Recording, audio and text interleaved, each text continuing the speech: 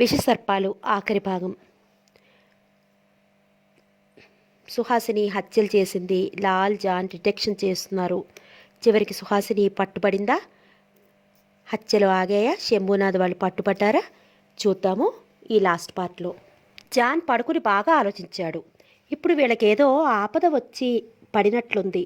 రాత్రి డబ్బు కలెక్ట్ చేసే చోటు మార్చాలనుకుంటున్నారు. మళ్ళీ రాత్రి అంతా వెళ్ళిపోతారు. బయట ఇద్దరే ఉంటారు. అప్పుడు చూడాలి అవకాశం. ఆ ఇద్దరిని చిత్తు చేయలేడా? అతను తీవ్రంగా ఆలోచించసాగాడు. మేడ మీదకి 32 మెట్లెక్కితే ఎదురయ్యే మొదటి గదిలో ఎప్పుడూ నిశ్శబ్దం రాజ్యమేలుతూ ఉంటుంది. ఆ ప్రశాంతతని భంగపరచడానికి ఎవ్వరూ సాహసించరు. ఎంతో అవసరమైతే తప్ప ఆ అవసరము తమది కాకుండా ఉండాలి. అప్పుడే క్షేమంగా ఉండగలుగుతారు. అలా తమది కాని అవసరంతో ఆ గదిలో అడుగుపెట్టిన శంభునాథ్ జింబోతో గుటకలు వేస్తూ నిలబడ్డారు. ఆ వార్త ఎలా చెప్పాలో తోచలేదు వాళ్ళకి.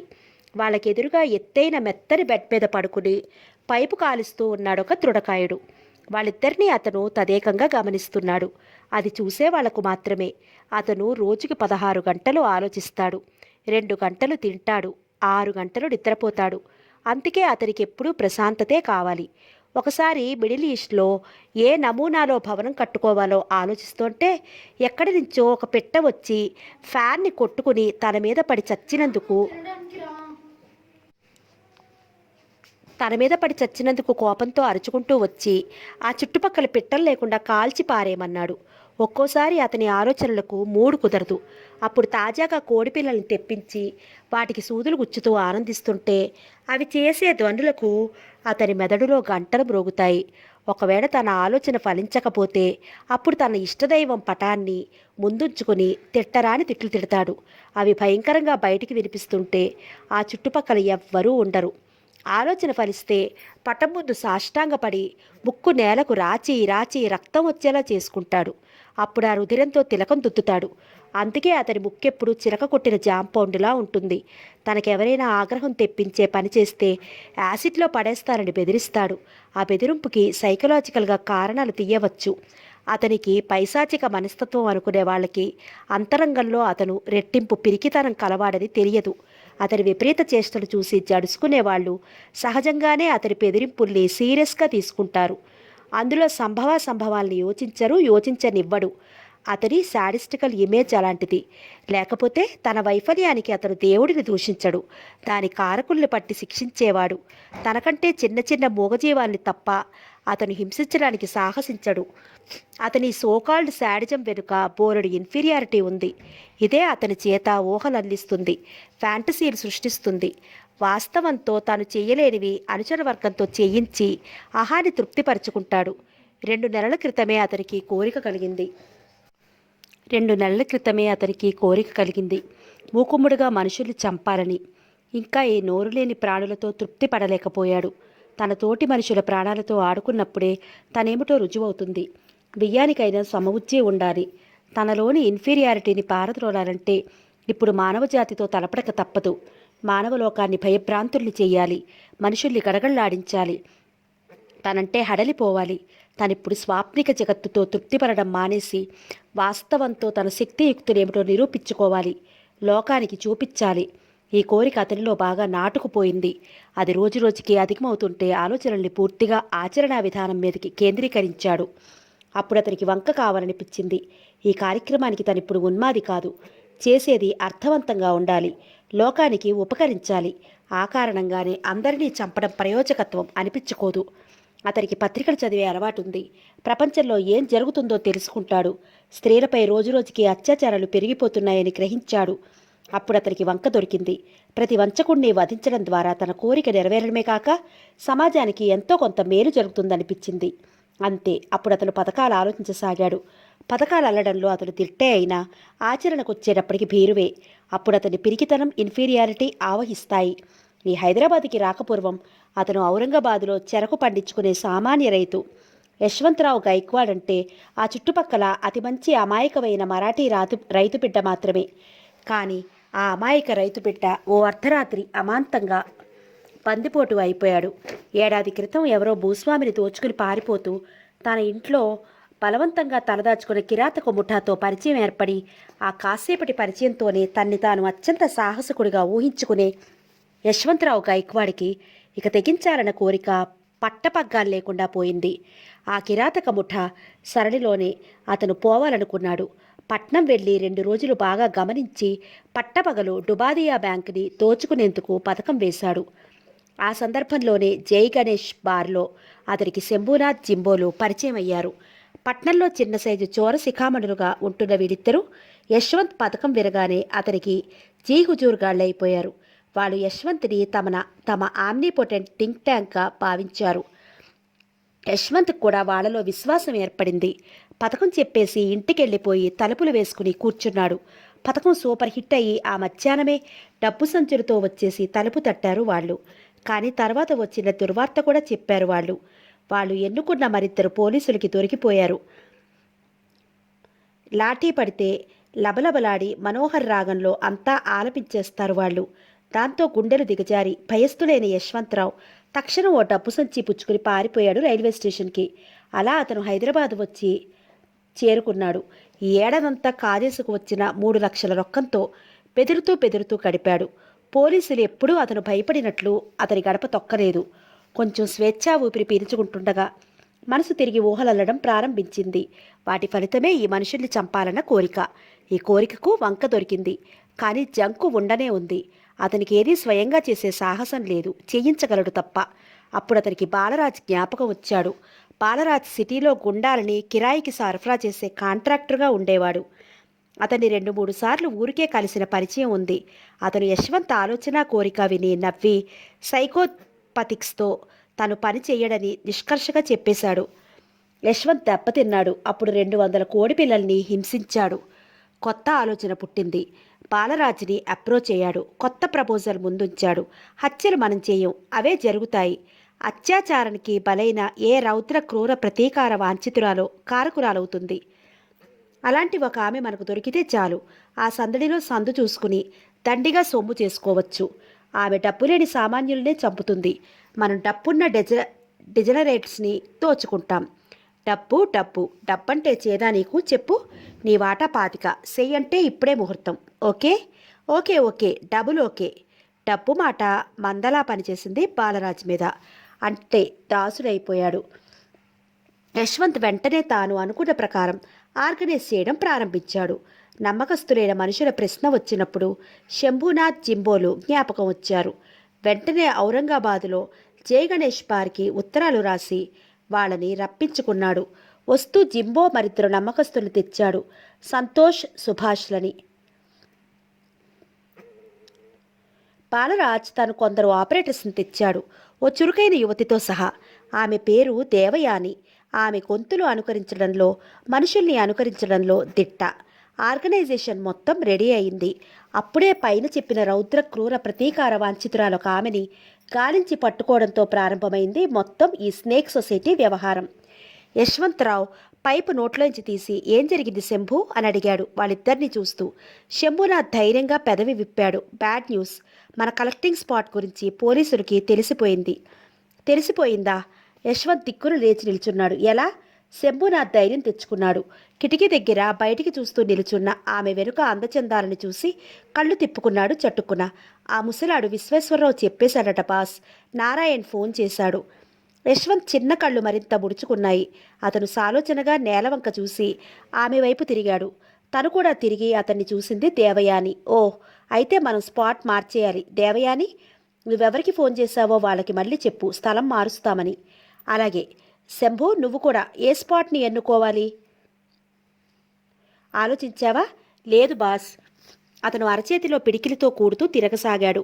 బాంబే రూట్ కుకట్పల్లి దాటాక ఎడమవైపు హైవేకి లోపల ఒక కూలిపోయిన మసీదు ఉంటుంది, చూడండి. అదే మన స్పాట్. ఓకే ఓకే బాస్, ఇప్పుడే వెళ్ళి చూసి అనౌన్స్ చేస్తాం. గుడ్. ఇదేమిటి న్యూస్?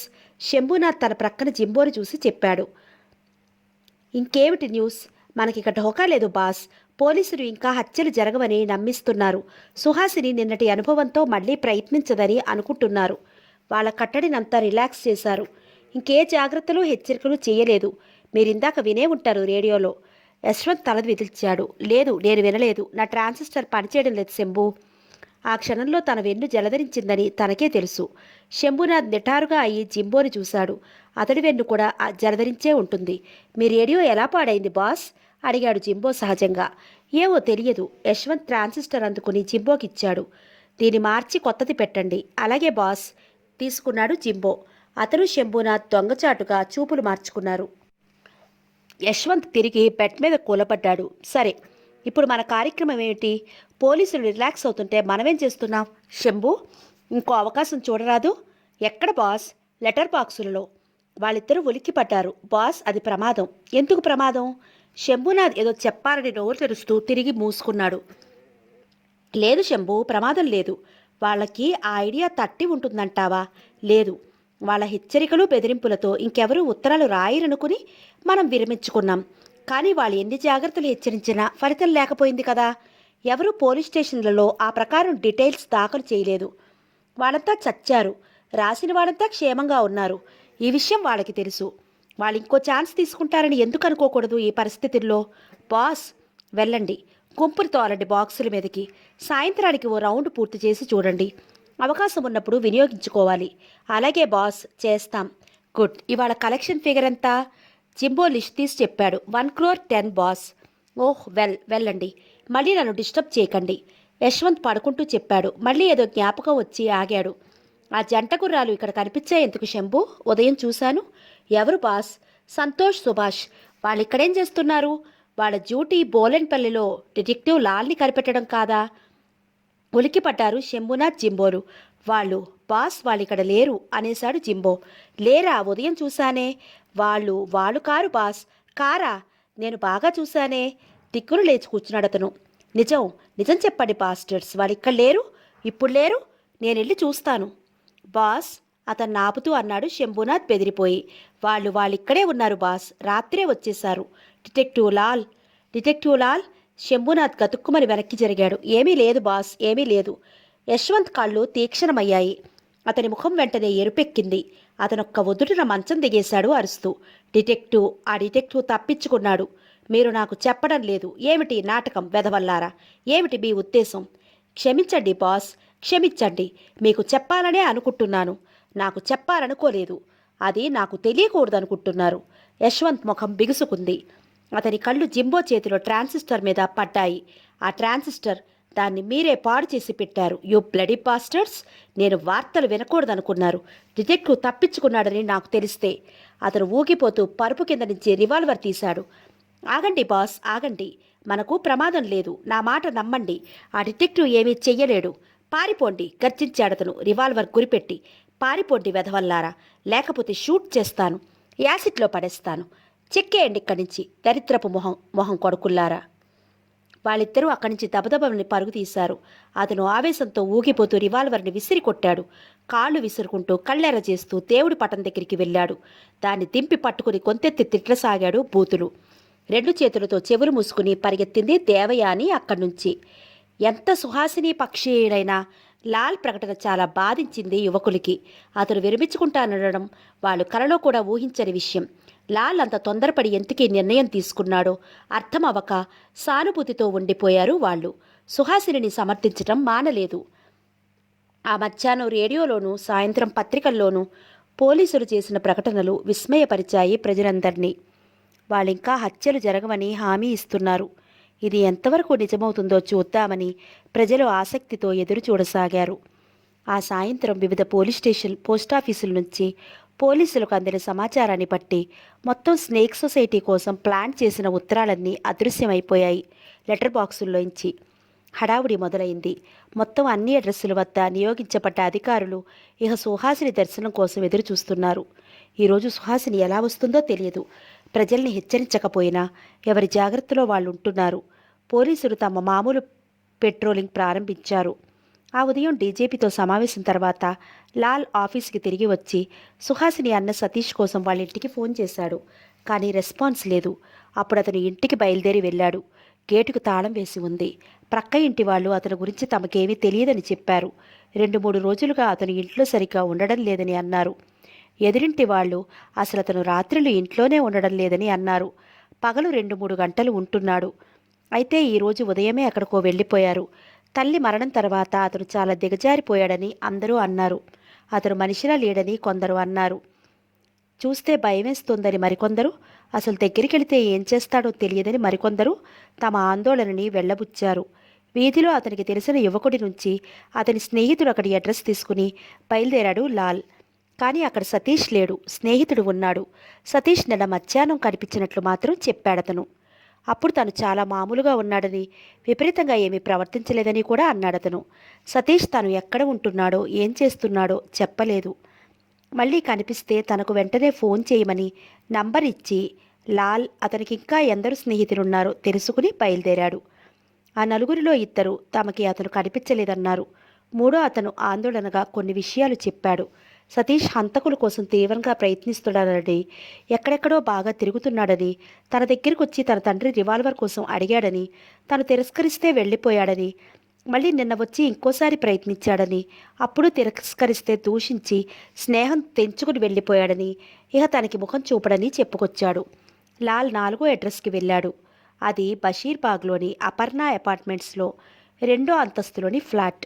అందులో ఉంటున్నది ప్రభాకర్ అనే బ్రహ్మచారి, రైల్వే ఉద్యోగి. అతనక్కడ లేడు. 2-3 రోజులుగా అతను సరిగా రావడం లేదని చెప్పారు ప్రక్క ఫ్లాట్ వాళ్ళు. అయితే అతనితో పాటు మరో యువకుడు తిరుగుతున్నాడని చెప్పారు. వాళ్ళు ఎప్పుడొస్తారో ఎప్పుడు పోతారో తెలియదు. వాళ్ళు ఎక్కువ మాట్లాడుకోరు. వాళ్ళ ప్రవర్తన అసహజంగా ఉంటోంది. వాళ్ళ మీద అనుమానాలు పెరుగుతున్నాయి.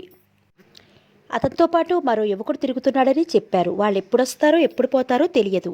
వాళ్ళు ఎక్కువ మాట్లాడుకోరు. వాళ్ళ ప్రవర్తన అసహజంగా ఉంటోంది. వాళ్ళ మీద అనుమానాలు పెరుగుతున్నాయి. లాల్ అనుమానాలు పెంచుకోవద్దని చెప్పి వాళ్ళొస్తే వెంటనే ఫోన్ చేయమని నంబర్ ఇచ్చాడు. అక్కడి నుంచి ఆలోచించుకుంటూ ఆఫీస్కు తిరిగి వచ్చాడు.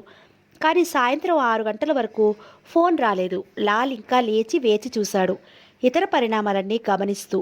మరో గంట గడిచినా రాలేదు. లాల్ అప్పుడు మరి కాసేపు చూసి ఎటూ కదలలేని పరిస్థితిలో కృష్ణన్కి ఫోన్ చేసి జరుగుతున్న ఏర్పాట్ల గురించి తెలుసుకున్నాడు. ఆ ఉత్తరాలన్నీ స్నేక్ సొసైటీ అనుకున్నట్లే కాజేసింది. ఐడియా సక్సెస్ అయింది. ఆ 32 ఉత్తరాలలోని వ్యక్తుల్లో 6 ధనికులు ఉన్నారు. మిగతా వాళ్ళు మధ్యతరగతి ఉద్యోగస్తులు, ధనికులు. ఉద్యోగస్తులు తమకేం జరిగిందో గ్రహించిన తర్వాత పోలీసులతో సహకరించడానికి సంసిద్ధులు వ్యక్తం చేశారు. వెంటనే 32 మంది ప్లెయిన్ క్లాత్ ఆఫీసర్లు ఆయా వ్యక్తుల స్థానాల్లోకి వెళ్ళిపోయారు, ఆయుధ సాధనాల సమేతంగా. వాళ్ళంతా సుహాసిని రాకకే ఎదురు చూస్తున్నారు. బయట పోలీసులు ముమ్మరంగా తమ కార్యక్రమాలకి పూనుకుంటున్నారు. చీకటి అంతకంతకు చిక్కబడుతోంది. నిమిషాలు గంటలు దొర్లిపోతున్నాయి. కానీ లాల్ తను ఎదురు చూస్తున్న ఫోన్ మాత్రం లాల్కి రాలేదు. ఒక భారవేల నిట్టూర్పుతో కూర్చున్న సోఫాలో నుంచి లేచి అతను టైం చూసుకున్నాడు. 8:30. 2 గంటల నిరీక్షణ అతన్ని విసుగుపరిచింది. అతనికి సహనం తక్కువ. నిరీక్షణ అంటేనే అతనికి చిరాకు. అతనికి టైం సెన్స్ ఎక్కువ. అన్నీ చకచకా జరిగిపోవాలనుకుంటాడు. ఎట్టకేలకు అతడు ఆశించిన ఫోన్ రానే వచ్చింది. అతను పరుగున వెళ్ళి దాన్ని ఎత్తాడు.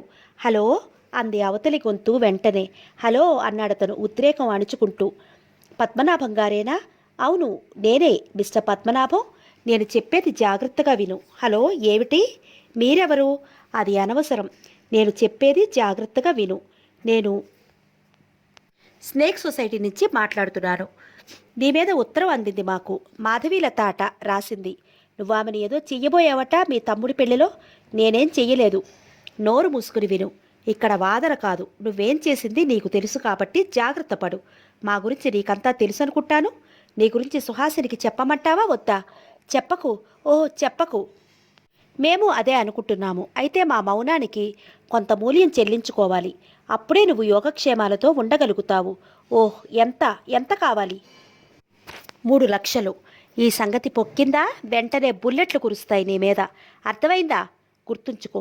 రేపు రాత్రి 12:30కి ఆ డబ్బుతో కుకట్పల్లి వైపు బయలుదేరు. అది దాటాక నీకు ఎడమవైపు కూలిపోయిన మసీదు కనిపిస్తుంది. అక్కడికి చేరుకోవాలి. అలాగే. నువ్వేనని తెలియడానికి ఈ కోడ్ చెప్పాలి. చెప్పు. ఏం చెప్పాలి? కొసప్రాణం కాసుల బేరం. అలాగే. Good wishes mister Padmanabham. రేపు రాత్రి 12:30కి 3 లక్షలు. సంగతి పొక్కకూడదు. బై. లైను కట్ అయింది. అతను పెట్టేస్తూ ఉద్రేకపడ్డాడు. కొసప్రాణం కాసుల బేరం. కుకట్పల్లి దాటాక కూలిపోయిన మసీదు. వెంటనే ఈ విషయం తన సుపీరియర్స్కి చేరవేయటానికి ఆదరాబాద్రా బయలుదేరాడు పద్మనాభం ఉరఫ్ ఇన్స్పెక్టర్ రమణారెడ్డి. ఆమె చకచకా నడుస్తోంది.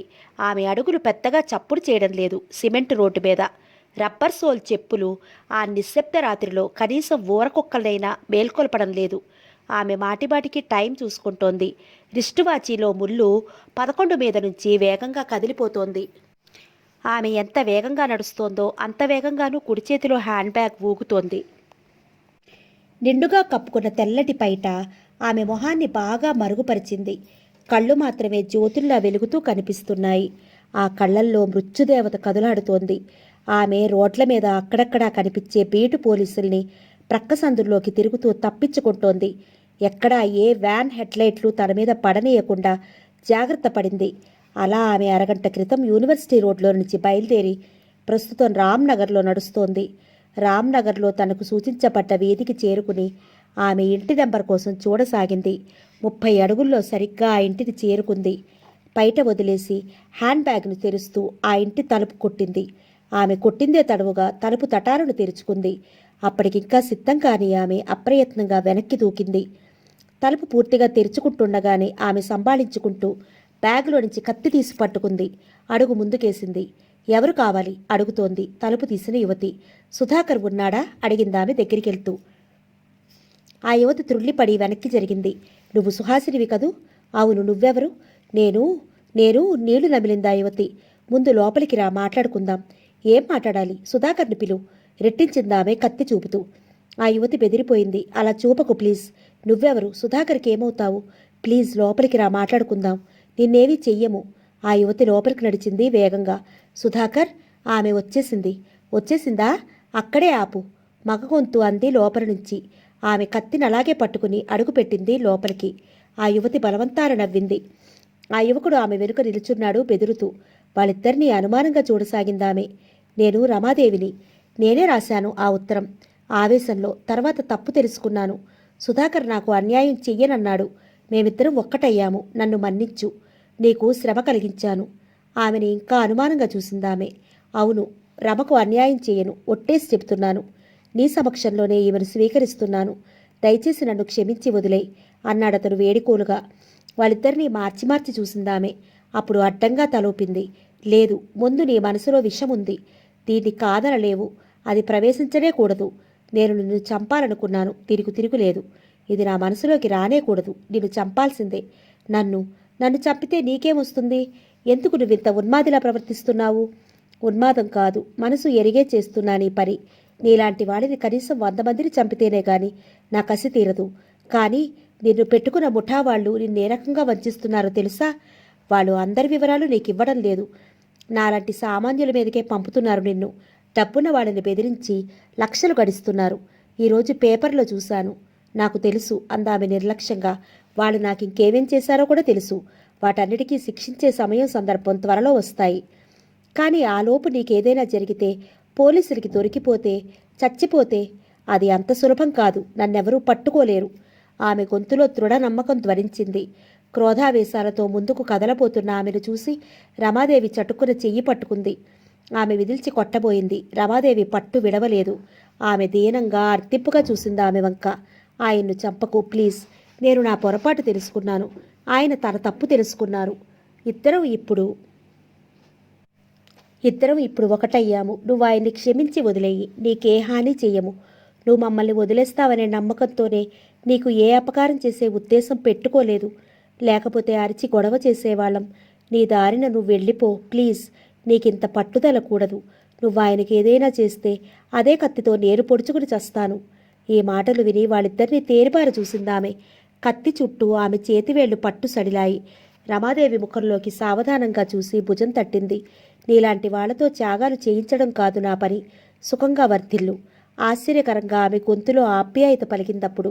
ఇన్స్పెక్టర్ రమణారెడ్డి తెచ్చిన కబురుతో హుటాహుటికి వెళ్ళాయి పోలీసు దళాలు. 9:30కి కుకట్పల్లి కూలిపోయిన మసీదు పరిసరాలు కన్ను పొడుచుకున్నా కనిపించని చీకట్లో మునిగి ఉన్నాయి.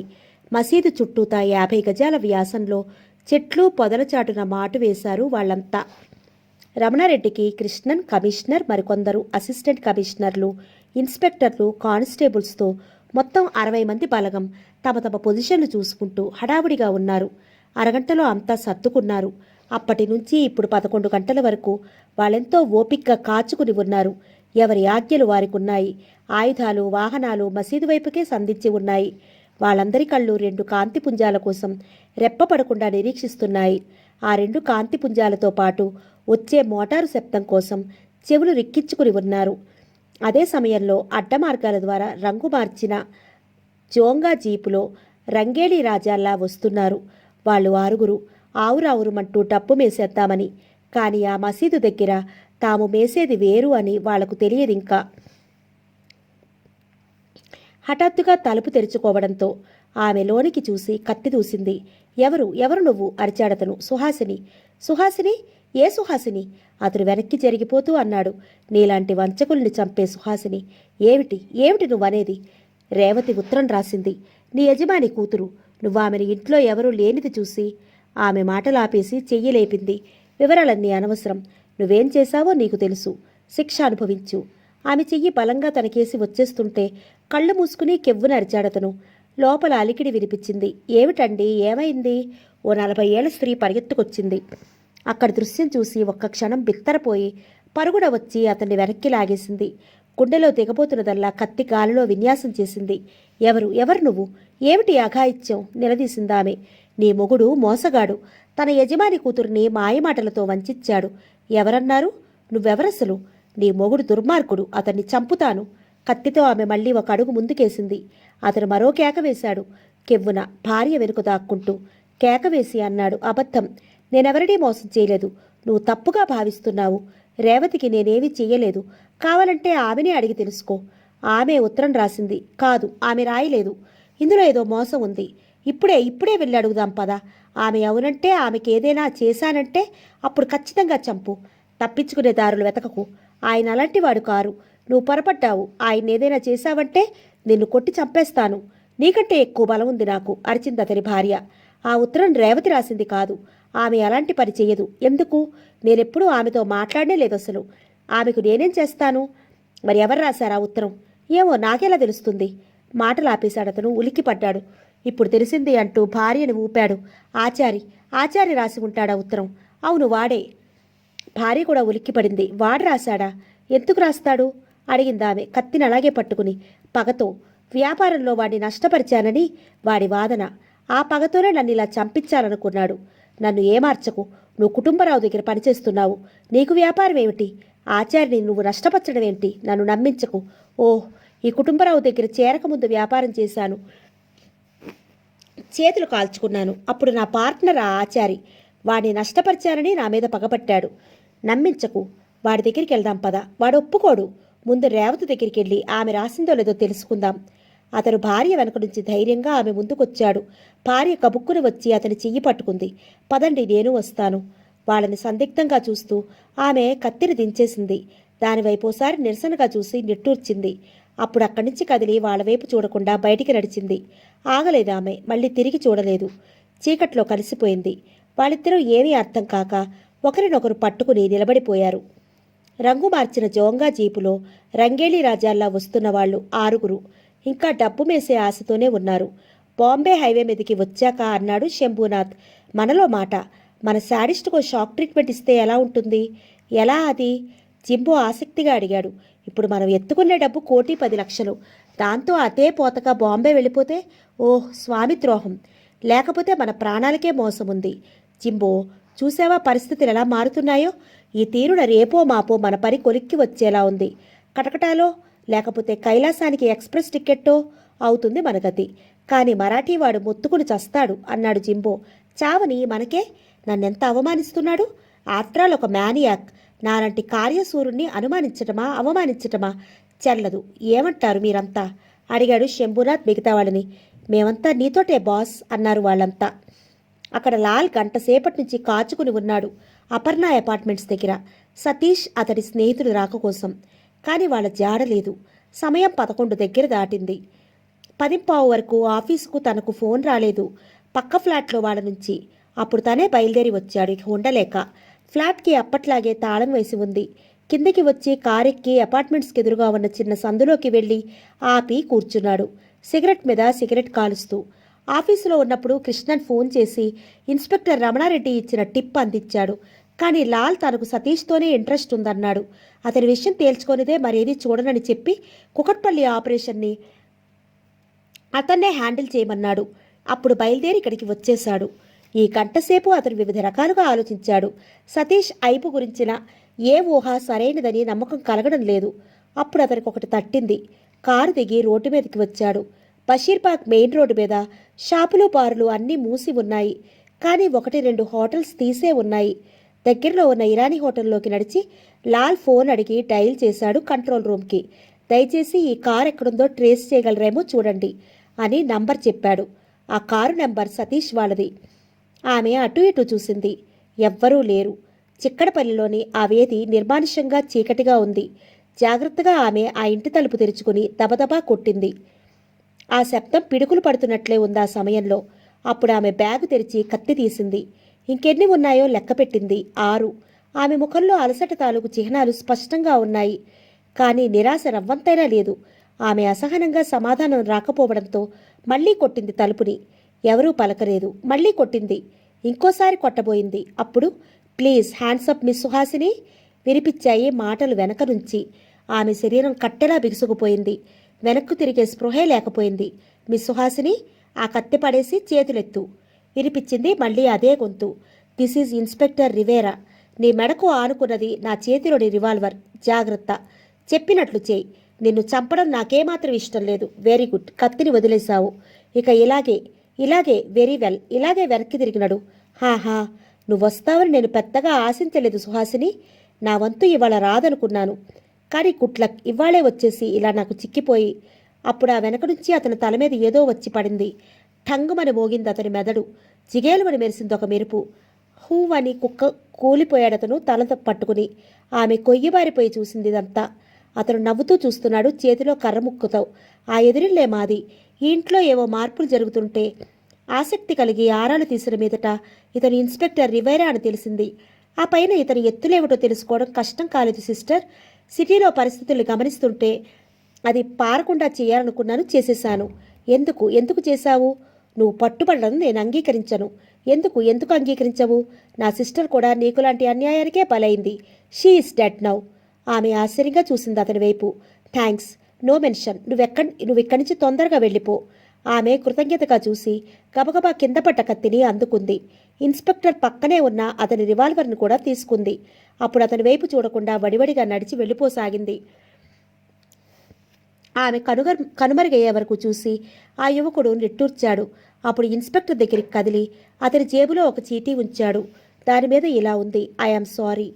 నెమ్మదిగా ఎగుడుదిగుడుగా ఉన్న బాటకుండా జాగ్రత్తగా పైకి కిందకి ఊగుతూ సమీపిస్తున్న 2 కాంతి పుంజాలు కంటపడటంతో ఒక్కసారి అక్కడ చలనం ప్రారంభమైంది. దే హ్యావ్ కమ్ అన్నాడు కమిషనర్ చటుక్కున బాయ్నెట్ మీద నుంచి లేస్తూ. అతని పక్కన 2 ఇన్స్పెక్టర్లు, 6 కానిస్టేబుల్స్ వెంటనే మోకాళ్ళ మీద కూర్చుంటూ ఆయుధాలు ఎక్కుపెట్టారు. మరి కొంచెం దూరంలో వాళ్ళకి ఇరువైపులా మరో 2 అసిస్టెంట్ కమిషనర్లతో కూడిన జట్లు అదే ప్రకారం చేశాయి. వాళ్ళకు అభిముఖంగా మరో 3 జట్లు కూడా అలాగే సిద్ధమయ్యాయి. మొత్తం 5 జట్ల వద్ద ఉన్న 7 వాహనాలలోని డ్రైవర్లు కమిషనర్ ఆజ్ఞ కోసం ఎదురు చూస్తున్నారు. వాళ్ళందరినీ చెట్లు పొదలు కవర్ చేస్తున్నాయి. అలా సమీపిస్తున్న ఆ 2 హెడ్లైట్లు ఆ చీకటి ప్రదేశాన్ని కాంతివంతం చేస్తున్నాయి. అవి క్రమంగా దగ్గరవుతూ మసీదు వైపుకు తిరిగాయి. దాన్ని కాంతిమయం చేస్తూ ప్రాంగణంలోకి ప్రవేశించింది ఆ వాహనం. మెట్లకు 10 అడుగుల దూరంలో ఆగిపోయింది. లైట్లు ఆరిపోయాయి. Lights on. కమిషనర్ గొంతు మార్మోగింది. దానితో పాటే చకచకా లైట్లు వెలిగిపోయి 3 పక్కల నుంచి ఆ వెహికల్ని తళుక్కున వెరిపించాయి. కమిషనర్ గొంతు స్పీకర్లోంచి వెలువడసాగింది. Commissioner of police speaking. This is surrender warning. మీరంతా ఖాళీ చేతులతో కిందకి దిగి నిలబడాలి. మిమ్మల్ని మేము చుట్టుముట్టాం. మీరే పిచ్చి ప్రయత్నాలు చేయకుండా చేతులెత్తి దిగాలి. వరుసగా ఒక్కొక్కరు చెప్పినట్లే చేయాలి. ఎవరైనా అతిగా ప్రవర్తిస్తే వెంటనే ఫైరింగ్ ఓపెన్ చేయబడుతుంది. కమాన్, 1 by 1. More slowly please. చెప్పడం పూర్తి చేసి కమిషనర్ పొదచాటు నుంచి తొంగి చూశాడు, రివాల్వర్ కురిపెడుతూ. ఆ ప్రాంతం దేదీప్యమానంగా ఉంది. ఆ వాహనం అలాగే ఆగి ఉంది. అందులో కదలిక లేదు, శబ్దాలు లేవు, మాటలు లేవు. కమాన్, ఆలస్యం చేయకండి. ఒక్కొక్కరే దిగి నిలబడండి మళ్ళీ అరిచాడతను. అయినా కదలిక లేదు. మిగతా జట్లలో వాళ్ళు కూడా ఆదుర్దాగా చూస్తున్నారు. కృష్ణన్ పూర్తిగా నేల మీద బోర్లా పడుకుని ఉన్నాడు. కదలిక లేదు. This is final warning. వెంటనే దిగకపోతే ఫైరింగ్ ఓపెన్ చేయబడుతుంది. అదే మొండితనం. అదే సమయంలో హైవే దిగి మలుపు తిరుగుతున్న జోంగా జీపులో రంగేడి రాజాలు ఈ హెచ్చరిక వినేశారు. వాళ్ళు కలవరపడ్డారు. హే స్టాప్ హియర్ అరిచాడు శంభునాథ్. ఏమిటది? అక్కడ లైట్లేమిటి? హో గాడ్, వాళ్ళొచ్చేశారు. పోలీసులు వచ్చేశారు. కొంప మునిగింది. గాడ్, కొంప మునిగింది. తిప్పు వెనక్కు బండిని. నారాయణ్ గాభరాగా స్టీరింగ్ని కుడివైపుకు తిప్పాడు. జీపు గిర్రును తిరిగిపోతుంటే జింబో గొంతు చించుకుని అరిచాడు. ఓహ్, వాళ్ళెలా వచ్చారక్కడికి? ఎవరిని అక్కడ హెచ్చరిస్తున్నది? మన కోసం ఎవరో పార్టీ వచ్చి ఉంటుంది. వాళ్ళు మనము అనుకుని పొరపడ్డారు. పోని. నారాయణ్ స్టీరింగ్ని తిప్పేస్తూ వెనకే శరవేగంతో వచ్చేస్తున్న 3 హెవీ లోడ్ లారీల్ని చూసుకోలేదు. జీపు అమాంతంగా ఎగిరి అల్లంత దూరాన పడింది. అదే క్షణంలో కమిషనర్ చేతిలోని రివాల్వర్ పేలింది. బుల్లెట్ పైన గాల్లోకి దూసుకుపోగానే ఆ కారులోంచి ఒక వ్యక్తి చంపొద్దు, నన్ను చంపొద్దు అని అరుచుకుంటూ పరిగెత్తుకొచ్చాడు. అంతా దిగ్భ్రమ చెంది అటువైపు ఉరుకుతుండగానే రోడ్డు మీద పెద్ద అలజడి రేగింది. క్షణంలో ఇక్కడ పరిస్థితి గమనించిన రమణారెడ్డి కృష్ణన్లు లేచి దౌడు తీశారు కసురుకుంటూ రోడ్డు మీదకి. జీపు అంత పైకెగిరి 3 చుట్లు తిరిగి తలకిందులు పడగానే అందులోని వాళ్ళు ఎలుక పిల్లల్లాగా బయటకు వచ్చేసాగారు. కానీ శంభునాథ్ మాత్రం కాదు. అతని కాళ్ళ దగ్గర ఉన్న అల్యూమినియం ట్రంకు వచ్చి తగలడంతో తెలివి తప్పి పడిపోయాడు. అతని బయటికి లాగసాగాడు జింబో. మిగిలిన 4 అప్పుడే బయటపడి పరిగెత్తసాగారు కుడివైపు రోడ్డు దిగి. జోడుగుర్రాలాగా పరిగెత్తుకొచ్చిన రమణారెడ్డి కృష్ణన్లని అక్కడి దృశ్యం ఉద్రేకపరిచింది. ఆ 3 లారీలు ఒకదాని వెనక ఒకటి ఆగిపోయాయి. 10 గజాల దూరంలో జీపు. వాళ్ళింకా తేరుకునేలోగానే అవతల నుంచి శంభునాథుని లాగి భుజాన ఎత్తుకుని నిలబడుతున్న జింబో లారీ హెడ్లైట్ కాంతిలో తన ఎక్స్పోజ్ కాగానే రివాల్వర్ తీసి పేల్చి పరుగు తీశాడు రోడ్డు దిగి కుడివైపుకు. అప్పుడు గాని జోడుగుర్రాల మెదళ్లు పనిచేయలేదు. ఆ బుల్లెట్ వాళ్లకు వచ్చి తగలలేదు. ఓ హెడ్లైట్ను బద్దలు చేసింది. విజిల్స్ తీసి ఊదుతూ లారీ వాళ్ళ నుంచి చెరో టార్చి తీసుకుని అటు ఉరికారు. ఆ చీకటి మైదానంలో పడి అడవి దున్నంలా పరిగెడుతున్న వాళ్ళందరూ తన మీదకి టార్చ్ లైట్లు పడగానే క్షణం ఆలస్యం చేయకుండా రివాల్వర్స్ తీసి పేల్చేశారు. గబాల్ల కింద కూర్చుండిపోయి బదులిచ్చారు కృష్ణన్ రమణారెడ్డిలు. దున్నలు నేల కూలలేదు. సంతోష్, సుభాష్, అశోక్, నారాయణ్లు ముందున్నారు. వెనుక జింబో శంభునాథ్తో పరిగెడుతున్నాడు. వాళ్ళంతా మరో రౌండ్ కాల్చారు. వాటి నుండి తప్పించుకుని మళ్లీ లేచి ఉరికాడు కృష్ణన్ రమణారెడ్డిలు. ఈసారి మెరుపులా 3 క్షణాల్లో 30 అడుగుల దూరాన 3 నేల కూల్చేశారు. సుభాష్, అశోక్, నారాయణ్లు. సంతోష్ పిచ్చివాడిలా మరింత వేగం పెంచి ఉరుకుతుండగా అప్పుడు ముందు టార్చి వెలుగు, దాని వెనుక 2 గుళ్ళు అతన్ని ఆకర్షించుకున్నాయి. జింబో అలసిపోలేదు. శంభునాథ్ బరువును మోస్తూ కాల్పులకి బదులిస్తూ సాయశక్తిలా పరుగు తీస్తున్నాడు. అతని మీద నుంచి ఎక్కడా టార్చ్ లైట్ల వెలుగు తప్పిపోవడం లేదు. అప్పుడు రమణారెడ్డి గురి సరిగ్గా కుదిరింది. ఒక బుల్లెట్ తలలోకి జింబో ఆగిపోగానే మరొకటి శంభునాథ్ వీపులోకి దిగబడ్డాయి. 2 బుల్లెట్లని దూర్చుకున్న శంభునాథ్ శరీరాన్ని జారవిడిచేశాడు జింబో. ఫేర్వెల్ మై ఫ్రెండ్ అని అతను రివాల్వర్ని 2 చేతులతో పట్టుకున్నాడు. 20 అడుగుల దూరంలోనే ఆగిపోయిన ఇన్స్పెక్టర్కి ఇప్పుడు జింబో అవతారం వెర్రెత్తించింది. వికృతంగా క్రూరావేశంతో రెచ్చిపోయిన ఆంబోతులా వచ్చేస్తున్నాడు అతను మీదకి, రివాల్వర్ పేల్చుకుంటూ. మొదటి 2 షాట్లకే తేరుకున్న కృష్ణన్ మిగిలిన గుళ్లన్నీ అతని మీదకి కురిపిచ్చేశాడు. రమణారెడ్డి కూడా రివాల్వర్ ఖాళీ చేశాడు. వరుసగా కడుపులో ఒకటి, కంఠంలో ఒకటి, ఆ తర్వాత ఛాతీలో ఒకటి, నడుములో ఒకటి. బుల్లెట్లతో మొయ్యలేని బరువైపోయింది జింబోకు. అతను బ్రతుకు చాలించాడు. లాల్ సిగరెట్ పారేశాడు. అసంతృప్తిగా నొసలు చిట్లించాడు. 2 సార్లు ఆవలించాడు. విసుగ్గా టైం చూసుకున్నాడు. 12:40. ముంచుకొస్తున్న నిద్రని ఆపుకుంటూ అతని అపార్ట్మెంట్ బిల్డింగ్ కేసి చూశాడు. అది అలాగే ఉంది నిశ్శబ్దంగా. చాలా తక్కువ భాగాలలో దీపాలున్నాయి. ముందంతా నిర్మానుష్యం. ఒక్క మనిషి లేడు ఫోన్ చేయడానికి. కానీ అంత త్వరగా ఫలితం ఉంటుందనిపించలేదు. తిరిగి అలాగే కూర్చుని సిగరెట్ తీసి వెలిగించాడు. అప్పుడు జాన్ జ్ఞాపకం వచ్చాడు. అతడు ఆందోళన పడ్డాడు. జాన్ గురించి ఆలోచన ఇదివరకెప్పుడు ఆందోళన పరచలేదు ఇంతగా. ఏ కేసు అతని తోడు లేకుండా పరిశోధించలేదు. ఇప్పుడు ఈ వ్యవహారమంతా అతడు తోడు లేకుండానే సాగిపోతోంది. నిట్టూర్చాడతడు. ఆ డర్టీ పార్ట్నర్కి తను జ్ఞాపకం వస్తున్నాడా? తనని ఎప్పుడైనా జ్ఞాపకం చేసుకుంటున్నాడా ఆ బ్రూట్? అప్పుడు తను బందీగా ఉన్నప్పుడు జాన్ చేసిన ప్రయత్నాలు జ్ఞాపకం వచ్చాయి అతనికి. నిట్టూర్చాడు తేలికగా. Well, certainly that brute cares for me. మరి తనేం చేస్తున్నాడు అతని కోసం? ఈ ప్రశ్న అతనికి సూటిగా తగిలింది. గిల్టీగా ఫీల్ అవుతూ రోడ్డు మీదకి చూశాడు. అంతే, అప్పుడు అతని చూపులు అక్కడ నిలిచిపోయాయి. అక్కడ ఆ లైటు స్తంభం కింద నుంచి వస్తున్న ఆకారం మీద అతను గాబరాగా ముందుకు వంగాడు. చరచరా నడిచి వచ్చేస్తున్న ఆ స్త్రీ ఆకారం గబగబా అపార్ట్మెంట్ బిల్డింగ్లోనికి తిరిగింది. చూస్తుండగానే లాల్ గబగబా కారు దిగేశాడు. సుహాసిని అనుకున్నాడు అతను ఆదుర్దాగా. సందేహం లేదు, ఇక్కడికి ఎందుకు వచ్చింది? అతను తటపటాయిస్తుండగానే ఆమె బిల్డింగ్లోకి అదృశ్యమైంది. లాల్ తేరుకుని వేగంగా దారి తీశాడు అటువైపు. లోపలికెళ్ళిపోయి మెట్లెక్కి చకచకా 2వ అంతస్తు చేరుకున్నాడు. మార్గంలో ఆమె ఎక్కడా కనిపించలేదు. కానీ లాల్ 2వ అంతస్తు నడవాలోకి రాగానే ఆమె ఆ తలుపు దగ్గర బెల్ నొక్కుతోంది. లాల్ వెనక్కు జరిగి గోడచాటున మెట్ల మీదనే నిలబడ్డాడు. అప్పుడు తలుపు తెరుచుకుంది. ఆమె చట్టుకున లోన కడుగు పెట్టింది. ఆ వెంటనే తలుపు మూసుకుంది. లాల్ విసురుగా కదిలాడక్కడికి. తలుపు దగ్గర ఆగి కీ హోల్లోంచి చూశాడు. ఏవీ కనిపించలేదు, కానీ మాటలు వినిపించాయి.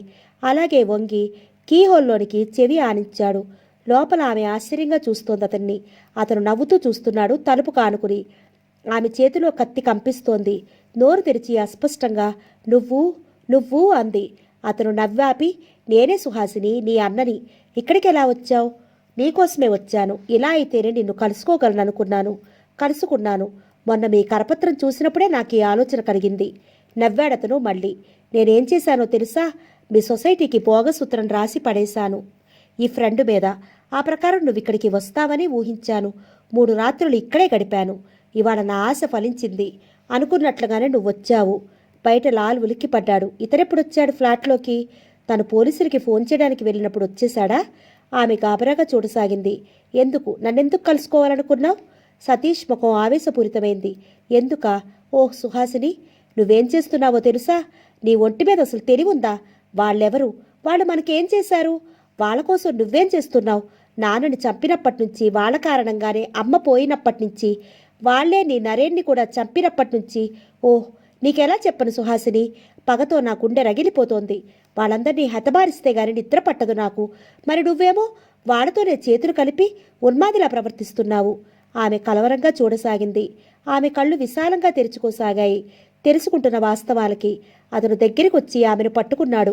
వద్దు సుహాసిని, నువ్విలా చెయ్యవద్దు. నీకు జరిగిన అన్యాయాన్ని కాదనను. దానికి నువ్వు బదులు తీర్చుకున్నావు, అది చాలు. ఇంకెవరి కోసమో నువ్వు నీ శక్తిని వృధా చేయడం మంచిది కాదు. కళ్ళు తెరువు, నిజం తెలుసుకో. ఈ శక్తిని మన శత్రువుల మీద ప్రయోగించు. నీకు నేను తోడ్పడతాను. ఇద్దరం కలిసి అంతమొద్దిద్దాం వాళ్ళని. ఆమె తేరుకుని అతన్ని విడిపించుకుంది.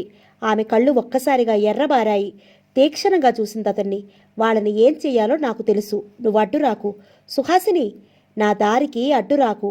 నువ్వు ఒక్కదానివే ఏం చేస్తావు? నన్ను రానియ్యి. వాళ్ళెక్కడుంటారో చెప్పు. ఇప్పుడే, ఈ రాత్రే వెళ్ళి అందరినీ అంతమొద్దిద్దాం. ఆమె విసురుగా కదిలింది. నన్ను అడ్డుకోకు. అతను వెనక నుంచి మళ్ళీ పట్టుకున్నాడు. ప్లీజ్, నా మాట విను. నీకీ ఆవేశం పనికిరాదు. ఆమె కత్తి చూపించింది. నన్ను వదులుతావా లేదా? ఓహ్ సుహాసిని! ఆమె విదిల్చి కొట్టింది అతన్ని. సుహాసిని! అతను మళ్ళీ పట్టుకున్నాడు ఆమెని.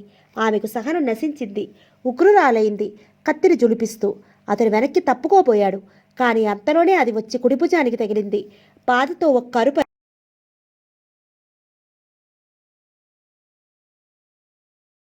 అతని షర్టు ఎర్రబడిపోయింది.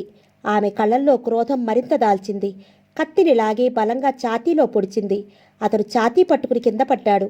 ఆమె ఆగలేదు. ఇంకా ఉన్మాదంలో మరో పోటు పొడిచింది. అతను నేల మీద దొర్లసాగాడు. ఛాతీ పట్టుకుని రక్తం ధారలుగా కారిపోతుంటే, ఓహ్, నేను నీ అన్నను సుహాసిని. నువ్వు తప్పు చేస్తున్నావు సుహాసిని. నువ్వు తొక్కుతున్న మార్గం. అతని కళ్ళు మూతపడుతున్నాయి. ఇంకా ఏదేదో గొణుకుతున్నాడు. తలుపు మోగుతోంది. ఆ దెబ్బలకు అది ఊడిపడేలా ఉంది. ఆమె తేరుకుంది. కత్తిని కింద పడేసింది. గాబరాగా అటు ఇటు చూసింది. లోపలి గదిలోకి ఉరికింది.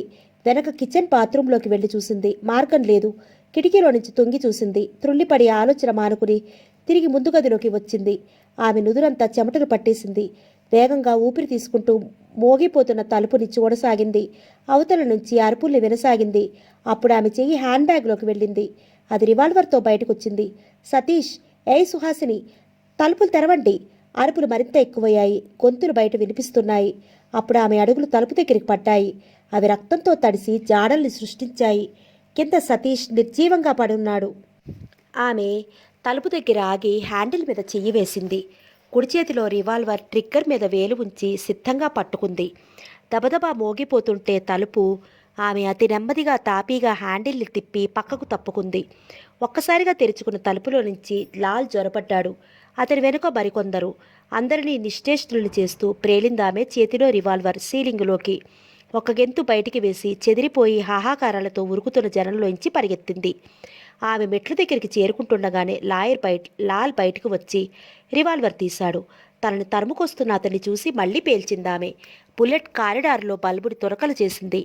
అంధకారం వ్యాపించింది. ఆర్తనాదాలు మిన్నుముట్టాయి. లాల్ మరింత వేగంతో ముందుకెళ్లాడు. మెట్లు చేరుకుంటుండగానే కిందకి దిగిపోతున్న ఆమె మళ్లీ పేల్చింది. బుల్లెట్ వచ్చి లాల్ కింద పెట్టుకు తగిలింది. అతను ఎగిరి వెనక్కి దూకి మళ్లీ ముందుకు దౌడు తీశాడు. ఆమె గబగబా మెట్లు దిగిపోసాగింది. దిగుతూ రెండో అంతస్తులో కాలు జారి దొర్లుకుంటూ పోయింది. పైకి రివాల్వర్ పేల్చి లాల్ ఆమెను ఆగిపోమ్మంటూ హెచ్చరించాడు. కానీ అతను చేరుకునే లోపునే ఆమె లేచి తిరిగి ఉరికింది. క్షణాల్లో ఆమె బయట ఆవరణలో పరిగెత్తసాగింది. అప్పుడు లాల్ చివరి మెట్టు మీద ఆగి గురి చూశాడు. ఆమె వేగంగా గేటును సమీపిస్తోంది. పెద్ద చప్పుడు చేస్తూ లాల్ చేతిలో రివాల్వర్ పేలింది. ఆమె రెండడుగులు గాల్లోకి లేచిపడింది, కుడికాలు పట్టుకుంటూ.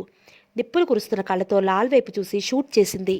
లాల్ మెట్లు దిగిపోయి పరిగెత్తుతున్నవాడల్లా పక్కకు గెంతేసి మళ్లీ పలాయనం చిత్తగిస్తున్న ఆమెకేసి షూట్ చేశాడు. ఈసారి ఆమె చేతులు పైకి లేచాయి. రివాల్వర్ ఎగిరిపడింది దూరంగా. ఆమె వీపు పట్టుకుంటూ తూలి ముందుకు పడిపోయింది. గేటు దగ్గర ఆమె వీపులో నుంచి రక్తం చెమ్మసాగింది. లాల్ పరిగెత్తాడు. వెనుక జనం పరిగెత్తుకొచ్చారు. రోడ్డు మీద పోతున్న వాళ్ళు వచ్చారు. ఒక్కసారి ఆ ప్రాంతం కల్లోలితమైంది. జనాన్ని తోసుకుంటూ లాల్ ఆమెను చేరుకున్నాడు. గేటు దగ్గర లైటు వెలుగు ఆమెపై బాగా పడుతోంది. ఆ వెలుగులో ఆమె చీరంతా రక్తంతో తడిసి కనిపిస్తోంది. ఆమె అలాగే బోర్లా పడుకుని ఉంది. ఆమె చేతులు కాళ్ళు చిన్నగా కదులుతున్నాయి. ఆమె పక్కన కూర్చుని లాల్ వెల్లకిలా తిప్పాడు. మూతపడుతున్న కళ్ళతో ఆమె చుట్టూ మూగిన వాళ్ళని చూసి ఏదో గొణిగింది. ఆమెను చూసిన వాళ్ళంతా ఒక్కసారి అరిచారు, సుహాసిని, సుహాసిని. ఆమె చేతులు ముఖం మీదకి కదులుతున్నాయి. ఆమెను లాల్ మౌనంగా గమనిస్తున్నాడు. ఆమె చేతులు ఒక్కసారి ముఖం మీద పొరని లాగేశాయి మాస్కుని. జనంలోంచి మరోసారి అరుపులు, కలకలం. కాదు, ఈమె సుహాసిని కాదు, సుహాసిని కాదు. లాల్ తికమకగా చూశాడామెని. ఆమె అసలు రూపం అతని కళ్ళకింకా ఆనడం లేదు. మాస్కును పట్టుకుని పరిశీలించాడు. ఆమె భుజాలు పట్టి ఊపుతూ ఎవరు, నువ్వెవరు అన్నాడు. ఆమె తల అడ్డంగా ఊపింది. నేను సుహాసిని కాదు, ఆమె రూపంలో తిరుగుతున్నాను. వాళ్ళు చెప్పిన హత్యలు చేస్తున్నాను. ఈ హత్యలన్నీ చేసింది నేనే, సుహాసిని కాదు. ఇలా చేస్తే నాకు చాలా డబ్బు వస్తుందన్నాడు బాలరాజ్. కానీ అతడు చచ్చిపోయాడు. ఇప్పుడు నేను చచ్చిపోతున్నాను, నేను చచ్చిపోతున్నాను, నేను. ఆమె చేతులకి గ్లౌస్ని చూస్తున్నాడు లాల్. నా సందేహాలు ఇప్పుడు తీరుతున్నాయి. అందుకే సతీష్ని నిర్దాక్షిణ్యంగా చంపేశావు. నన్ను బందీగా ఉన్నప్పుడు, కలుసుకున్నప్పుడు సుహాసిని కన్నవాళ్ల గురించి నిర్లక్ష్యంగా మాట్లాడావు. నువ్వు శత్రుపక్షమే అయినప్పుడు నీకు వాళ్ళ మీద పగ ఎలా ఉంటుంది? ఆమె మాట్లాడలేదు. అతి కష్టంగా ఊపిరి తీసుకుంటోంది. ఓహ్, మీ గ్యాంగ్ ఆశయానికి సుహాసిని ఫిగ్లీఫ్ అనుకున్నాను. కానీ సుహాసినికే నువ్వు ఫిగ్లీఫ్వి. ఇప్పుడు ఎక్కడుంది సుహాసిని? బ్రతికే ఉందా? బ్రతికే ఉంది. మూసుకున్న కళ్ళతో ఊపిరందక ఆయాసపడుతూ చెప్పసాగిందామె. దేవయాని. సుహాసిని నిప్పుకణికిల్లా మండుతున్న కళ్ళతో చూస్తోంది. ఆ కళ్ళల్లో ఉన్న భావం ఒక్కటే, కసి, ప్రతీకారం, కక్ష. ఏదో చెయ్యాలన్న తపన, తాపత్రయం. అలసి వడిలిపోయిన ముఖంతో, అవిరామంగా బిడికిళ్లు బిగుసుకుంటున్న చేతులతో ఆ మంచం మీద అశాంతిగా గడుపుతోందామె. ఆమె కళ్ళ ముందు ఇంకా ఆ కాళరాత్రి మెదులుతూనే ఉంది. ఆ 3 కుక్కలు కబళించిన రాత్రి. ఆ క్షణంలో ఆమెకు ఒళ్ళు జలధరింపు, మనసు ఆక్రందన, భస్మీపటలమైన భవిష్యత్తుకు భరించలేని ఆవేదన. కానీ శుష్కించిన ఆమె కళ్ళు కన్నీళ్లను స్రవించడం లేదు. ఆ మరుక్షణం ఆమెకు అంతులేని తృప్తి, ప్రశాంతి. ఆ 3 కుక్కల వధింపుకు వర్ణించలేని వివసత్వం. కానీ ఆమె కళ్ళ ముందు తండ్రి చితిమంటలు ఇంకా ప్రజ్వరిల్లుతూనే ఉన్నాయి. తల్లి మరణవార్త చెవుల్లో మారుమోగుతూనే ఉంది. నరేన్ చిత్రమైన శరీరం హృదయాన్ని తూట్లు పొడుస్తూనే ఉంది. ఇంకా తన పేరు మీద జరుగుతున్న మరణకాండ తెలుస్తూనే ఉంది. తనకేం జరుగుతున్నదో బోధపడుతూనే ఉంది. అప్పుడు ఆత్మ ఘోషిస్తూనే ఉంది, సహించకు. నీలాంటి వాళ్లకు అన్యాయాన్ని సహించకు. నీ వాళ్లకు జరిగిన అన్యాయాన్ని సహించకు. అంతాన్ని చూస్తూ తెచ్చుకోకు. పూనుకో. ఇప్పుడే ఈ క్షణాన్ని తెగించి నీ చేతనైనంత వరకు చెయ్యి. ఒక్కొక్కరిని చీల్చి చెండాడు. కానీ ఇన్ని రోజుల ఖైదులో ఆమె నిస్సహాయురాలే అయింది. మనసు ఎంత ఘోష పెడుతున్నా నిరాశ నిస్పృహలు కలుగుతూనే ఉన్నాయి. ఇందులోంచి బయటపడే మార్గం కనపట్టం లేదు. నిట్టూరుస్తూ ఆమె మంచం దిగింది. నీరసమైన శరీరాన్ని అడుగులో అడుగు వేసుకుంటూ తలుపు దగ్గరికి చేర్చింది. బయట ఆమెకు లయబద్ధంగా అడుగులు వినిపించాయి. ఇంకే శబ్దమూ లేదు. ఆ పక్క గదిలోనే జాన్ పరిస్థితి సరిగ్గా అలాగే ఉంది. మంచం మీద పొరులుతూ పొలమారి తగ్గుతూ దిక్కున లేచి కూర్చుంటూ గదిలో తిరుగుతూ అశాంతిగా గడుపుతున్నాడు. అతడు ఆశించిన వాతావరణమే సిద్ధమైంది. ఇంట్లో చాలా వరకు మనుషులు వెళ్ళిపోయారు. బయట ఎవరో కాపలా ఉన్నారు. ఉన్నాడా, ఒకడా, ఇద్దరా? ఈ సందేహంతోనే అవకాశం తీసుకోవడానికి వెనుకాడుతున్నాడు జాన్. ఒక్కడైతే ఎదుర్కోవడం కష్టం కాదు, ఇద్దరైతే ప్రాణాలతో రిస్క్ ఉంటుంది. జాన్ మళ్ళీ తలుపు దగ్గరికి వచ్చి నిలబడ్డాడు. బయట అడుగులే కానీ మాటలు లేవు. శ్రద్ధగా విన్నాడు. ఆ అడుగులు ఒక్కడివే. అప్పుడు నిర్ణయానికి వచ్చాడు తెగింపుతో. గాఢంగా ఊపిరి పీల్చుకుని తలుపు మీద కొట్టాడు చిన్నగా. వెంటనే బయట అడుగులు ఆగిపోయాయి. జాన్ మళ్ళీ కొట్టాడు. అడుగులు దగ్గరకొచ్చి ఆగాయి. ఎవరవతల? కొంచెం తలుపు తీయన్నాడు మళ్ళీ కొడుతూ. దేనికి? అవతల నుంచి మాటలు వినిపించాయి. నేను అర్జెంటుగా బాత్రూంకి వెళ్ళాలి. వెంటనే వచ్చింది జవాబు. కుదరదు, మా వాళ్ళు రావాలి. అంతదాకా ఆగలేను. బ్లాడర్ నిండిపోయి ప్రాణం తీస్తోంది. వెంటనే బాత్రూంకి వెళ్ళిపోవాలి, లేకపోతే గది ఖరాబ్ అవుతుంది. ఎత్తులు వేయకు మిస్టర్. నాకంత సహనం లేదు. బాత్రూంకి వెళ్లే తొందరలో ఉన్నాను. ముందు బ్లాడర్ ఖాళీ అయితే గానీ మనసు నిలకడ కాదు. నీకంత అనుమానం ఉంటే బాత్రూంలోకి వెళ్ళగానే తాళం వేసే. అక్కడే ఉంటాను మీ వాళ్ళు వచ్చే వరకు. ప్లీజ్ ఆలస్యం చేయకు. కొన్ని క్షణాల్లో నిశ్శబ్దం. సరే తీస్తాను, కానీ నా దగ్గర రివాల్వర్ ఉందని మరువకు. తాళం తీస్తున్న చప్పుడవుతుంటే జాన్ వేగంగా కదిలి మంచం పక్కనున్న స్టీల్ ఫోల్డింగ్ చైర్ని పట్టుకుని తలుపు పక్కకొచ్చాడు. అదే క్షణంలో తలుపు బార్లా తెరుచుకుంది.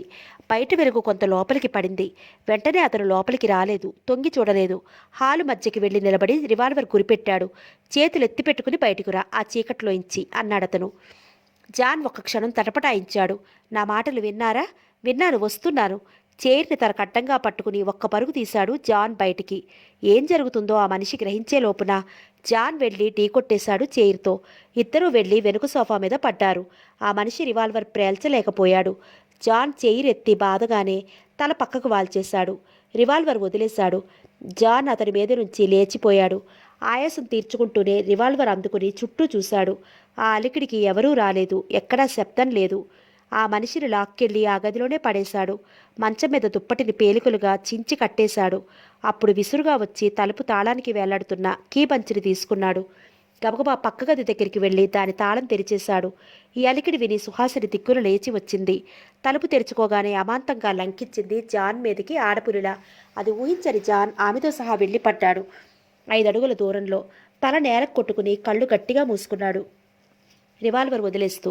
ఆమె రెచ్చిపోతూ అతన్ని రక్కసాగింది. జాన్ తేరుకుని ఆమెను నెట్టేస్తూ అరిచాడు. అరే, నేను శత్రువుని కాదు, నిన్ను విడిపిస్తున్నాను. కానీ ఆమె వినిపించుకోలేదు. రివాల్వర్ అందుకుంది. పళ్ళు బిగబట్టి దాన్ని జాన్ తల కానించి ట్రిగ్గర్ లాగబోయింది. జాన్ ఆమె చెయ్యి పట్టుకుని వెరితిప్పేస్తూ రెండో చేత్తో మొహం మీద కొట్టాడు. ఆమె రివాల్వర్ని వదిలేసింది. మొహం పట్టుకుని అరవబోయింది. జాన్ లేచి అరవనియలేదు. నోరు నొక్కి పెడుతూ రివాల్వర్ అందుకుని తల వెనుక దెబ్బ వేశాడు. కళ్ళు తేలవేసింది. మరో దెబ్బ వేశాడు. తల వాల్చేసింది. తుప్పుమని కింద పడింది. జాన్ వేగంగా ఊపిరి పీలుస్తూ నిలబడ్డాడు. ఆమెని కొన్ని క్షణాలు చూసి అక్కడి నుంచి పరుగు తీశాడు. వేగంగా కింది గదులన్నీ చూసి మేడ మీదికి దారి తీశాడు. పైన మెట్లకెదురుగా ఉన్న గది దగ్గర జాగ్రత్తగా పడుతూ ఆగిపోయాడు. ఆ గదిలో లైటు వెలుగుతోంది. ఫ్యాన్ తిరుగుతోంది. కానీ ఎవరూ లేరు. అతను మరొక అడుగు వేసి లోపలికి ఇరువైపులా తొంగి చూశాడు. ఎవరూ కనిపించలేదు. నిశ్శబ్దంగా ఉంది. అతను కళ్ళు చిట్లిస్తూ వెనక్కి తిరగబోయాడు. వెనక నుండి మెడకు ఒక చల్లటి వస్తువు తగిలింది. జాన్ స్తంభించిపోతూ చేతులు పైకెత్తాడు. గుడ్, ఆ రివాల్వర్ని పడై అంది వెనుక గొంతు. జాన్ రివాల్వర్ వదిలేశాడు. అప్పుడు అతను విసురుగా వెళ్ళి దడాలను ఎదురుగా కుర్చీలో పడ్డాడు. అతన్ని నెట్టిన మనిషి నవ్వుతూ లోపలికి అడుగుపెట్టి కింద పడ్డ జాన్ రివాల్వర్ని గాలితో తలుపు అవతలికి తోసేశాడు. జాన్ అతన్నే చూడసాగాడు, కళ్ళు పెద్దవిగా చూస్తూ.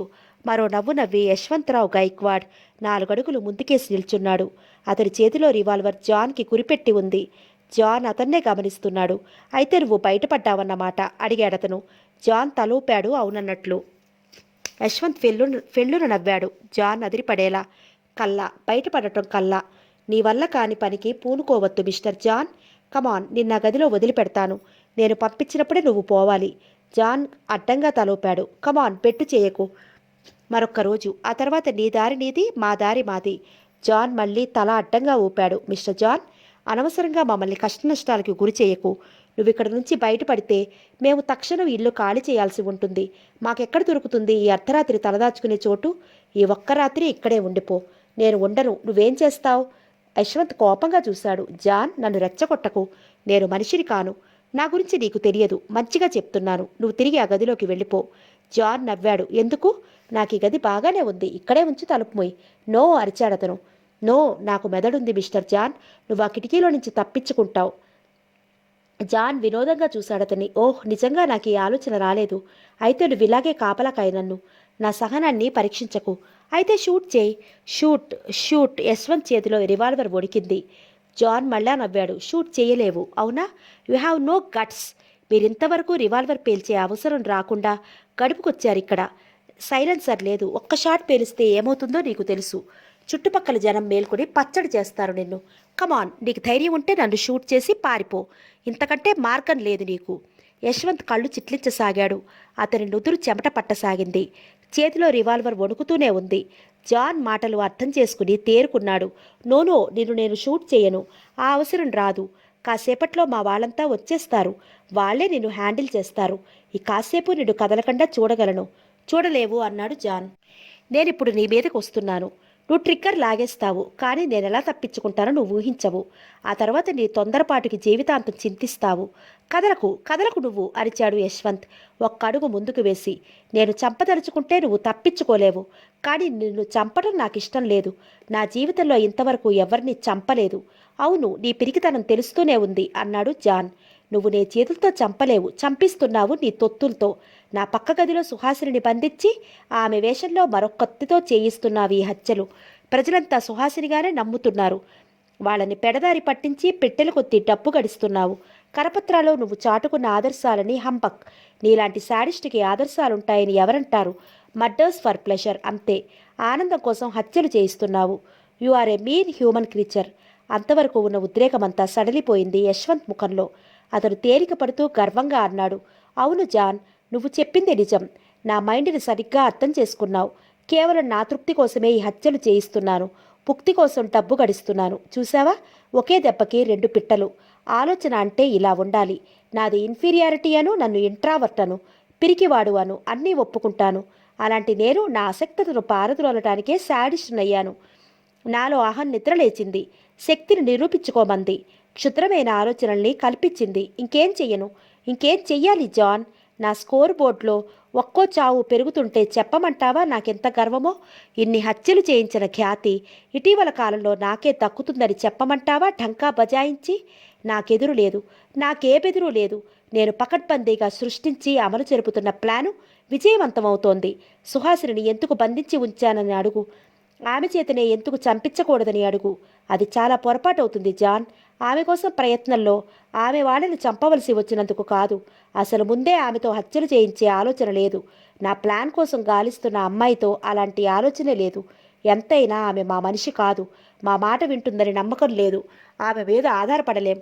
కేవలం మా కలాపాలకి ఆమెను డమ్మీగా ఉపయోగించుకోవాలనుకున్నాను, అంతే. అంతే జాన్, అంతే. ఔరంగాబాద్ రైతు బిడ్డ ఎంత ఔన్నత్యాన్ని సాధించాడు. ఈ డబ్బు, ఇన్ని చావులు, ఇవన్నీ నాకు క్రెడిట్స్.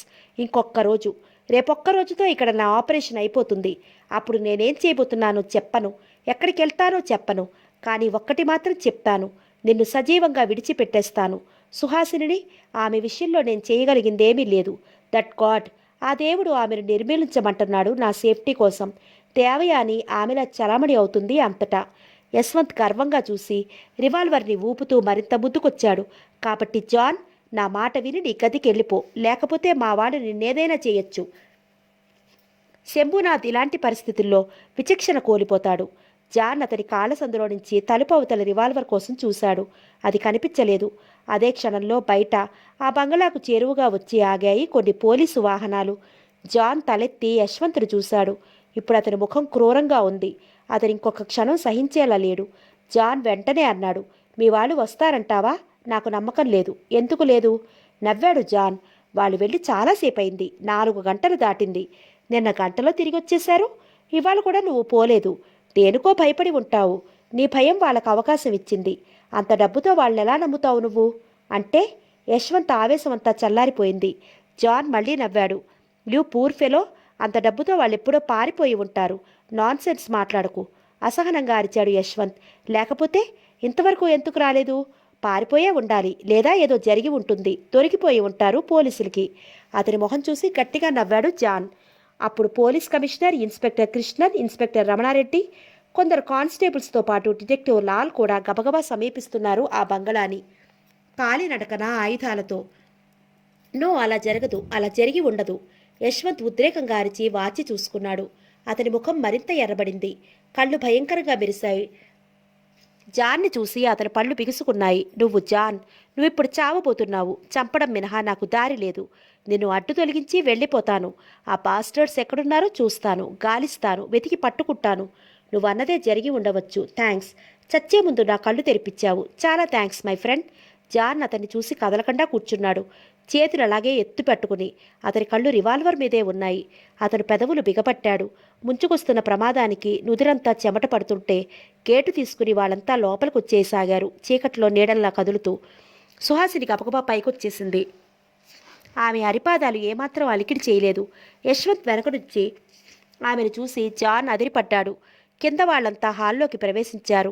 యశ్వంత్ వికృతంగా నవ్వుతూ ట్రిగ్గర్ మీద వేరుని చుట్టిపట్టాడు. మొదటిసారి జాన్, జీవితంలో మొదటిసారి నా చేతులతో ప్రాణాలు తీస్తున్నాను. అది నువ్వు కావడం. సుహాసిని పైమెట్టు వరకు వచ్చి అక్కడ ఆగిపోయింది. కింద పడి ఉన్న రివాల్వర్ని చూసింది. జాన్ చూస్తుండగానే వెనక నుంచి ఎవరో తరుముకొచ్చినట్లు గదిలోకి చొరబడింది, రివాల్వర్ అందుకుని. జాన్ స్తబ్దుడయ్యాడు. యశ్వంత్ ట్రిగ్గర్ లాగబోయాడు. వెనక నుంచి అతని తల పెద్ద శబ్దంతో బ్రద్దలయ్యింది. సుహాసిని మరోసారి ట్రిగ్గర్ లాగింది. అతని వీపులో రంధ్రం పడింది. ఆమె ఆవేశంతో మళ్లీ లాగింది. నడుములో రంధ్రం పడింది. ఉద్రేకాతిరేకంతో మళ్లీ లాగిందామె. మెడలోకి తీసుకెళ్ళింది బుల్లెట్. కింద నుంచి వాళ్ళంతా అరుపులతో పైకొచ్చారు. Stop that shooting spree, you crazy, stop that shooting spree. ఆమె మళ్లీ లాగింది ట్రిగ్గర్, కానీ ప్రేలలేదు. అతడు కింద పడి ఉన్నాడు, అడవి దున్నలా, రక్తాన్ని పిచికారి కొడుతూ. అతని చేతిలో రివాల్వర్ అలాగే ఉంది, పట్టు విడవక. అతన్ని చూస్తోంది సుహాసిని తనివి తీరా.